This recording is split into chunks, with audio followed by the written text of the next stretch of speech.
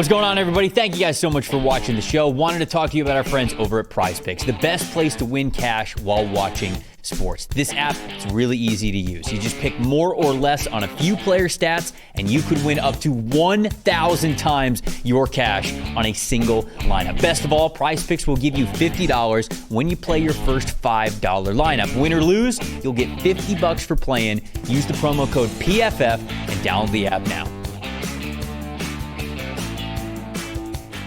And Mykel Williams, to me, he was probably the safest pick in the first round.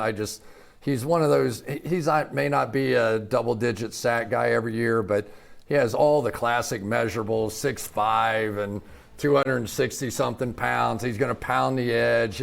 It's not one of those, he's going to out-wiggle you. He's just going to be like Mike Vrabel on the edge. He's going to be there for 10 years. He's going to beat you up. He's going to make the plays.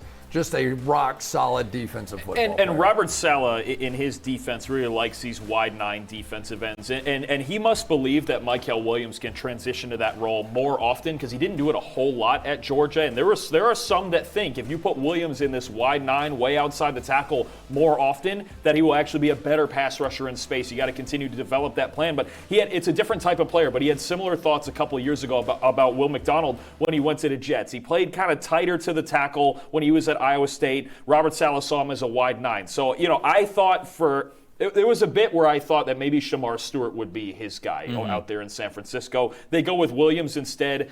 Look, Williams has a great build too. Monster run defender. If you're getting nothing else here, you're getting a monster high floor run defender that if they can develop him into an 8 to 10 sack guy with his run defense ability on the other side of Nick Bosa, who's already one of the best pass rushers in football, then you're onto something here. But I'm not shocked at all that the Niners went off the edge here. They have so many needs on this D-line. Yeah, and the fact is they were terrible against the run last year.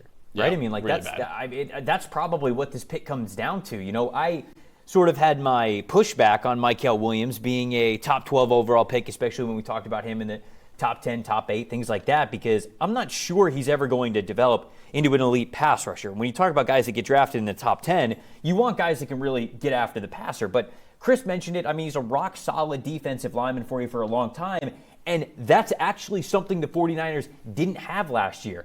That roster, and especially in both of the trenches, is a fall from grace from what we have seen over the last 6 years as this team has been making Super Bowl runs and NFC Championship runs. And all of a sudden last year we went, oh my goodness, what was it, week 4 or 5 where they were playing the Cardinals? You remember in the fourth quarter of that game, Cardinals just gave the ball to James Conner the whole time. They couldn't stop him. James Conner immediately marched down the field and Arizona ends up winning that game. We go, oh boy, Niners run defense might be in trouble this year. So I think this is as much of a run defense pick as it is the fact that they do like to play overall and what he can develop. And they have a star pass rusher in Nick Bosa, too. So I kind of like the combination of those two right there. And I don't think he's as athletic as Trayvon Walker was, but it's a very similar conversation, I think, with Trayvon Walker when he went number one overall in 2022. The size he looked for, the length he looked for, I think he's a very good athlete as well. Again, this is a little early for me for Mykel Williams as well, but he is an excellent run defender, and the 49ers had the 5th worst run defense grade in the NFL last year. It felt like last year was the first time in a long time that we saw the Niners week in and week out, and they were not the more physical team on the football field. And it was a problem. And this Kyle Shanahan and Robert Saleh, they want to be the more physical team, and if they're going to get into a Brock Purdy $50 million contract a year era, they need to rebuild the trenches and quick.